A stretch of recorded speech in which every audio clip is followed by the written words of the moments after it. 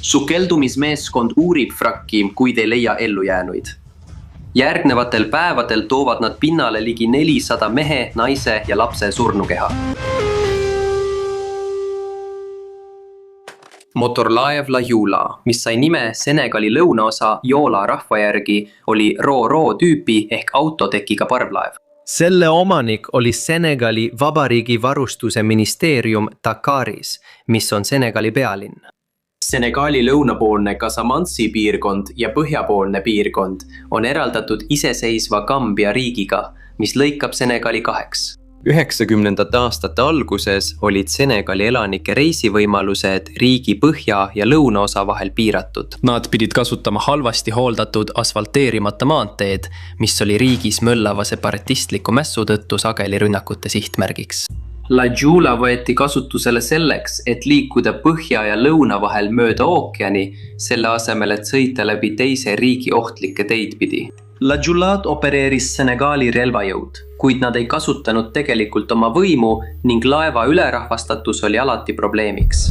La Jula oli 79 meetrit pikk ja 12 meetrit lai, süvisega 3,1 meetrit. Selle registreeritud mahutavus oli 536 reisijat ja 35 sõidukit. Meeskonnas oli 44 liiget. See sõitis 2 korda nädalas Casamansi lõunaosas asuva Sakinkori ja põhjas asuva Dakari vahel, kus tal oli luba tegutseda rannikuparvlaevana maismaa vaateulatuses. Ajavahemikus september 2001 kuni september 2002 võeti La Jula teenindusest välja remondiks ja vasakpoolse mootori vahetamiseks. La Jula on varustatud kõige uuema ohutusvarustusega, kuid meeskond ei ole saanud väljaõpet selle kasutamiseks. Ja leiv on olnud teenindusest väljas veidi üle aasta, nii et meeskond on veidi vormist väljas. Päästevestid on olemas reisijatele. Vähemalt nii paljudele reisijatele, kui praamil on luba vedada. Aga iga kord, kui laeval juhtub väike vahejuhtum, tormavad reisijad päästeveste võtma. Ja kuna kõigile registreerimata reisijatele ei jätku veste, seob meeskond päästevestid lihtsalt kinni, et keegi nende pärast aklema ei läheks. Oma 2 korda nädalas toimuvatel reisidel veab La Jula enamasti naisi, kes on teel Dakari mangosid ja palmiõli müüma. Umbes 26. septembri 2020 aasta keskhommikul hakkavad reisijad La Julale pardale minema, et alustada päeva reisi Sukinkorist Dakari. Nagu tavaliselt puudub pardale minekul peaaegu igasugune kontroll, kuigi Senegali relvajõud vastutavad reisijate kontrollimise ja ülevaatamise eest. La Julan on üle 1900 reisija peaaegu 4 korda rohkem, kui tal on lubatud vedada. Paljud reisijad ei pea üldse piletit ostma, näiteks alla 5-aastased lapsed. Või on neile lihtsalt lubatud tasuta reisida, mis juhtub üsna sageli. Igal juhul pole täpset teavet selle kohta, kui palju reisijaid pardal on. Mõned Senegali organisatsioonid usuvad, et reisijaid oli üle 2000, kuid välja anti 1034 piletit, mis on siiski umbes 2 korda rohkem kui lubatud piir. Kell 13.30, kui La Jula sadamas kai juurest lahkub, on laev tugevalt ülerahvastatud. Kapten ja tema ohvitserid ei ole enne teele asumist kontrollinud oma marsruudi ilmaprognoose ega tasakaalustanud laeva ballastanke. Kai peal märkab keegi, kes jälgib La Jula lahkumist, et laev on juba enne teele asumist kreeni vajunud. Pärast sadamast ja jõe suudmest väljumist peatub Joula korraks Karabani saarel, kus praamile astub veel 185 piletita reisijat. Laev pöörab paremale ja võtab loode kursi mööda Casamansi piirkonna rannikut. Viimane sõnum, mis kunagi La Julalt saadeti, jõuab Dakari mereturvalisuse keskusesse kell 22.00, kui laev teatab, et reisitingimused on head. Umbes kell 23.00 on La Jula kaugemal avamerel, kui ta peaks olema, ja satub Gambia ranniku lähedal pagi kätte.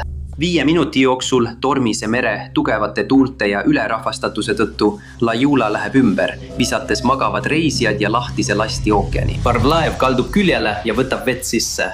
Seejärel läheb kiiresti ümber tugeva vihma käes, kuid jääb siiski pinnale. Reisijad ujuvad läbi osaliselt avatud akende. Tuul ja lained paiskavad neid siia-sinna. Mõnel veab, kui nad paiskuvad kummuli laeva vastu ja klammerduvad parvlaeva kiilu külge. Kaluurid päästavad oma piroogides mõned ellujäänud, mis on väikesed kanuu sarnased kalapaatid. Kaluurid toovad Jula ümbrusest välja ka mitu vees hulpivat surnukeha. Nad viivad ellujäänud ja surnukehad tavaliselt rahuliku Gambia pealinna Banjuli, kus nad paigutatakse Edward Francis Smalli nimelisse õppehaiglasse. Ümberpööratud kere peal olevad ellujäänud kuulevad appikarjeid inimestelt, kes on veel elus ja lõksus kajutites ning salongides teki all. Need, kes ei oska ujuda, ei pääse päästevestide juurde, sest need on kinni seotud, et reisijad nende pärast ei tülitseks. Juula ei jõudnud hädakutset saata ega hoiatust või sireeni anda, et reisijad teaksid, mis toimub. Järgmisel hommikul varajastel tundidel hakkavad Dakari ametnikud kuulma katastroofist suusõnaliselt erinevate laevade meeskondadelt, kes mööduvad ümber läinud laevast, kuid tegelikult ei peatu, et ellujäänuid aidata. Dakari ametnikel kulub veel mitu tundi, enne kui nad suudavad mingisuguse päästeoperatsiooni kokku panna. Senegali õhujõud saadavad otsingu- ja päästelennukid välja alles keskpäeva paiku, rohkem kui 12 tundi pärast õnnetust. Kell 14:00 päästetakse. 15-aastane poiss, ta kinnitab, et laeva sees on endiselt palju inimesi lõksus ja elus. Kui uudis katastroofist laiemalt levib, hakkavad inimesed reageerima ja püüavad lõksus olevaid reisijaid päästa. Üks esimestest reageerijatest on endine Senegali mereväe sukelduja Ismaila Ndor, kes oli kunagi laeval turvaülemaks. Ta jõuab pärastlõunal laevani ja siseneb restorani kaudu, kus teda ootavad 100 surnukehad, mõned neist veel käest kinni hoidmas. Ta liigub vööri poole ja leiab esimese klassi kajutid. Kuna luugid on endiselt suletud, pole need üle ujutatud. Ta vaatab illuminaatoritest sisse ja näeb mõningaid reisijaid abi palumas. Temal ja teistel kaaslastel pole varustust, mida oleks vaja nende vabastamiseks. Neil on vaja keevituspõleteid, et kere avada. Praegu püsib laev veel vee peal. Kajutiuste avamine võib põhjustada üleujutuse ja laeva uppumise. La Giula püsib vee peal kuni umbes kella 15:00, seejärel vajub see ahtriga ees 20 meetri sügavusele. Üle 2000 pardal olnud inimese hulgast jääb ellu vaid 64 reisijat. Ükski esimese klassi kajutitesse lõksu jäänud reisijaid ei päästeta. Umbes 600 pardal olnud naisest jääb ellu vaid üks, Mariama Diop, kes on sel ajal rase. Pole võimalik täpselt öelda, millal reisijad uppusid. Kui laev ümber läks, võisid paljud ellu jääda, kuid uppusid päästmist oodates. Järgnenud kuudel uurivad nii Senegali valitsus kui ka Prantsuse võimud katastroofi põhjust. Nad ei jõua ühegi kindla põhjuseni. Joolal puudub tegelikult sõiduluba. Kapten ja ohvitserid ei kontrolli enne väljumist ilmaprognoose ning nad eiravad sageli laeva raskusjaotust. Alati on võimalus mootoririkkeks.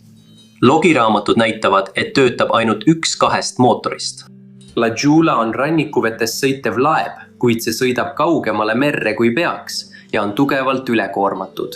Samuti on võimalik, et palavus ja klaustrofoogia tekivad alumistel tekkidel, mistõttu reisijad magavad ülemisel tekil, mis muudab veelgi raskuse jaotust ebastabiilsemaks. Oma viimase reisi ajal oli La Giula 12 aastat vana ja see oli ehitatud teenima vähemalt 30 aastat. Selle andmed näitavad, et teenistuse ajal esines tal arvukalt tehnilisi ja mehaanilisi probleeme, mida omistati omanike halvale hooldusele, mitte aga konstruktsiooni või tootmisvigadele. Vähemalt 1863 inimest kaotas katastroofis elu, kuigi täpset arvu ei saa kunagi teada. Nende hulgas oli 444 last, kellest paljud olid teel tagasi Dakari koolidesse. 2002-2003 õppeaasta alguseks 28. septembril, päev pärast katastroofi, uurivad keskkonnaaktivist Hadar El Ali ja tema sukeldujate meeskond katastroofi piirkonda. Nad ei leia ühtegi ellu jäänud, vaid ainult meeste, naiste ja laste surnukehad laeva sees. Nad suutsid laeva seest kätte saada 300 sinna lõksu jäänud surnukeha ning leidsid veel 100 surnukeha, mis olid laeva ümbruses laiali. Kokku leidakse 551 surnukeha. Ainult 93 neist tuvastatakse ja antakse peredele tagasi. 2003 aastal lõpetas Senegal uurimise, pannes kogu süü kapten Isadiera peale, kes hukkus katastroofis ega saa end kaitsta. Katastroofi ametlik aruanne valmis aasta hiljem.